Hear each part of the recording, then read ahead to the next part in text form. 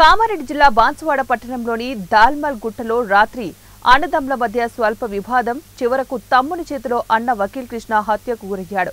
సంఘటన కుటుంబంలో విషాదం నింపింది. వకీల్ కృష్ణ, వకీల్ రాజు ఇద్దరు అన్నదమ్ములు. రాత్రి సమయంలో స్నానం చేయడానికి చీకటి ఉండటంతో తన తమ్ముడు వకీల్ రాజును లైట్ వేయమని చెప్పగా తమ్ముడు రాజు భోజనం చేస్తున్నానని భోజనం తిన్న తర్వాత వేస్తా అని అన్నాడు. ఇంతలో ఇద్దరి మధ్య ఘర్షణ ఏర్పడింది. దీంతో రాజు క్షణికావేశానికి లోనై మిషన్ కత్తెరతో అన్న కృష్ణ మెడపై దాడి చేయగా కృష్ణ మృతి చెందాడు. రాజు పోలీస్ స్టేషన్ కు వెళ్లి లొంగిపోయాడు. పోలీసులు కేసు నమోదు చేసుకుని కృష్ణ మృతదేహాన్ని పోస్టుమార్టం నిమిత్తం బాన్సువాడ ఏరియా హాస్పిటల్కి తరలించాడు.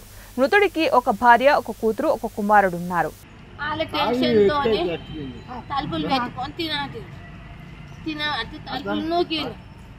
తలుపులు నోకి రాజుగా అయితే అంటే మేము తింటున్నామో రాగి వేస్తామని అన్న ఆనంగసుగా అయితే తలుపు గట్టిగా నొక్కి లోపలికి పోయి ఇద్దరు పుస్తాం మస్తమైరు నేను సుఖపోయింది.